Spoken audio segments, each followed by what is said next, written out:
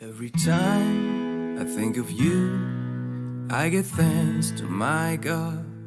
Whenever I pray, I make my requests for you with joy.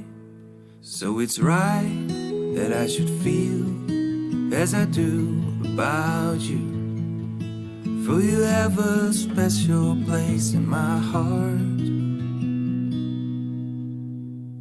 Every time I think of you, I give thanks to my God. Whenever I pray, I make my requests for you with joy. So it's right that I should feel as I do about you. For you have a special place in my heart. For you have a special place in my heart. Ate Mira, Ate Angge, thank you so much po sa buhay nyo at we miss you all po at sorry po if hindi nyo po ako makakasama ngayon.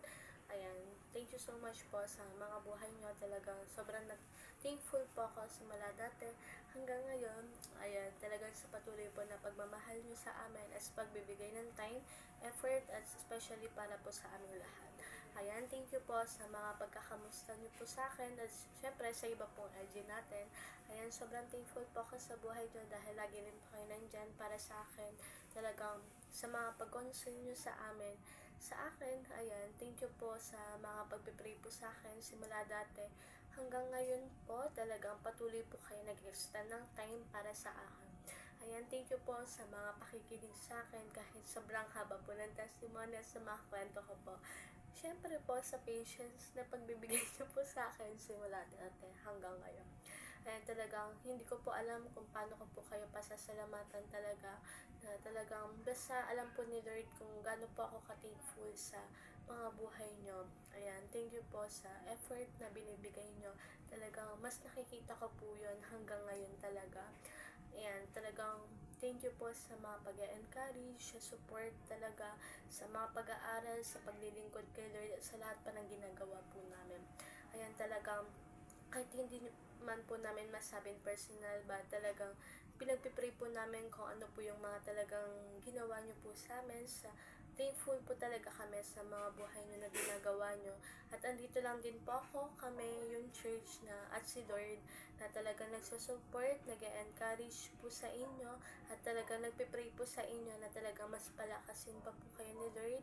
At talagang ayun ay pray din po sa buhay nyo na talagang bigyan po pa po kayo nakalakasan na nanggagaling kay Lord. Ayan, sobrang thankful po ako sa mga buhay nyo. Talaga simula dati hanggang ngayon ay pray po na talaga hanggang dulo magkakasama po tayo at lalo na sa langit. Ayun lamang po. Thank you po sa buhay nyo. Shalom po sa inyo dyan. Shalom po, Ate Mira, Ate Angge. Ayan, happy birthday. Tsaka.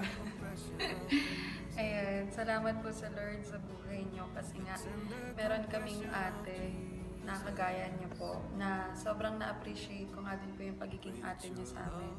Kasi ngayon nga rin po na nasa NHA po kami. Ayan, thank you kay Lord kasi may naging role model kami na mga ate before nga din po kami ma-send out. Kaya encouragement ko lang din po sa inyo na magpatuloy kay Lord at go po sa mga pag-aalaga at paglilid sa LG. Ayan, appreciate ko po lahat ng effort niyo at sa lahat ng mga sacrifices niyo po para sa ikakaayos ng Orange Light Group. Kaya, ayan, miss ko na po kayo. Sana, and I pray na magkaroon po tayo ng fellowship na kasama naman po kami ni Rose. Ayan, shalom po at Lord bless po sa inyong dalawa. Shalom po Ate Mira and Ate Angge. I just want to say thank you and I appreciate both of you po sa lahat ng mga nilaan niyo po sa amin na time, efforts, and sacrifices for us po to grow spiritually. And I thank the Lord dahil kayo po yung ginamit na instrumento para makapag-reach out ng mga tao o kaluluwa po na tulad namin. And truly na hindi madali ang pagiging isang leader dahil naglalaan talaga siya ng time, ng efforts, ng self-denial, self-sacrifices, despite ng lahat ng mga kakulitan, kapasawayan. Salamat sa Panginoon dahil hindi nyo kami tinigilan na ma-reach out talaga. And truly din na wala talagang sayang na pamasahe, sayang na pera, malayong bahay o malayong lugar. Kung ang lahat naman ng yon ay para sa kaluluwa. Salamat sa Panginoon sa mga buhay ninyo, sa paglalaan sa amin ng care, tsaka ng love din talaga. Continually, mag-reach out pa kayo ng maraming mga kaluluwa, mag-alaga pa kayo ng mga kaluluwa, and hopefully, we will see you soon. We miss you. I miss you so much. Ayan, and I love you. Shalom, shalom po. See you soon.